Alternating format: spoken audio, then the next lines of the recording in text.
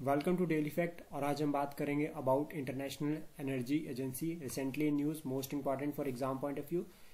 जो ये एजेंसी है ये बनी है 1974 में by the member countries of the organisation for economic corporation development यानी कि OECD। ये बहुत इंपॉर्टेंट है और यहाँ से जो है वो क्वेश्चन आता ही है इस ऑर्गेनाइजेशन को लेकर, एक तो इंटरनेशनल एनर्जी एजेंसी को लेकर प्लस साथ में organisation for economic corporation development. हर एग्जाम में जो है यहाँ से एक नया क्वेश्चन जो है वो देखा जाता है और ये बनी है 1974 में।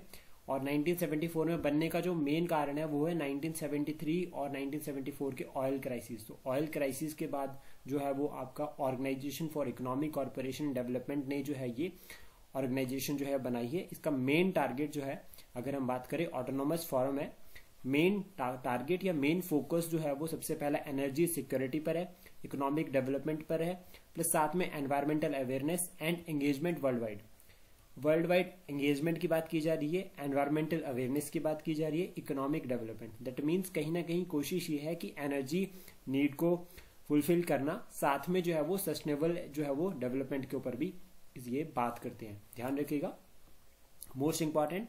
और हेडक्वार्टर की अगर हम बात करें तो वो है पेरिस, फ्रांस में। और मेंबर्स की अगर हम बात करें इनके तो 31 मेंबर्स हैं और 13 जो है वो एसोसिएट स्टेट्स हैं। इसमें जो है वो इंडिया भी जो है वो एज एसोसिएट स्टेट जो है वो मेंबर है और 4 असेशन कंट्रीज है।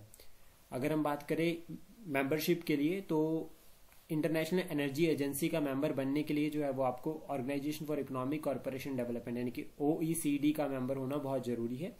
इंपॉर्टेंट पब्लिकेशंस और पब्लिकेशन से रिलेटेड जो है वो क्वेश्चन जो है वो पेपर में आता है कि कौन सी जो रिपोर्ट कौन रिलीज करता है। तो वर्ल्ड एनर्जी आउटलुक रिपोर्ट जो आपका रिलीज करती है इंटरनेशनल एनर्जी एजेंसी, उसके बाद India energy outlook report, world energy investment report, the international energy agency technology road map and policy pathway series, annual energy efficiency market report, energy technology prospectives. तो ये कुछ reports हैं जो आपका international energy agency release करती है और ये काफी इंपॉर्टेंट है और यहाँ से जो है वो क्वेश्चन आने के चांसेस काफी ज्यादा हो जाते हैं। इंडियाज रिन्यूएबल एनर्जी टारगेट्स की अगर हम बात करें तो शॉर्ट टर्म और लॉन्ग टर्म में जो हमारे इनिशिएटिव्स है उसमें कुछ इंपॉर्टेंट है वो है पंचअमृत एक्शन प्लान, साथ में non fossil fuel energy capacity जो हमने टारगेट किया है 500 गीगावाट का बाय 2030, और साथ में हमने CO2 इमिशन रिडक्शन की बात की है बाय 1 बिलियन टन बाय 2030,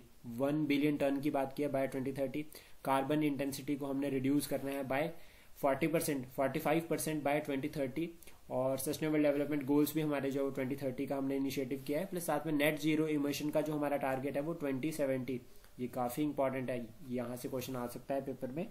और उसके बाद हमने जो है वो GDP एस्टिमेट्स में भी हमने रखा है कि हमारा जो टारगेट है, एक तो हम परंपरागत कृषि की तरफ जा रहे हैं, ऑर्गेनिक फार्मिंग को प्रमोट कर रहे हैं, तो कुछ एक इनिशिएटिव जो है वो हमने अपने जो है रिन्यूएबल एनर्जी से रिलेटेड ले रखे हैं। सोलर पावर के ऊपर जो वो काफी फोकस किया जा रहा है और जिसके लिए जो है वो हमने फ्रांस के साथ मिलकर इंटरनेशनल सोलर अलायंस को लॉन्च किया है 2015 में पेरिस एग्रीमेंट से, जिसका हेडक्वार्टर जो है वो हरियाणा गुरुग्राम में है और ये इंटरनेशनल ऑर्गेनाइजेशन है जिसका हेडक्वार्टर जो है गुरुग्राम में है। तो this is about international energy agency. Please support, share and subscribe daily fact. Thank you for today.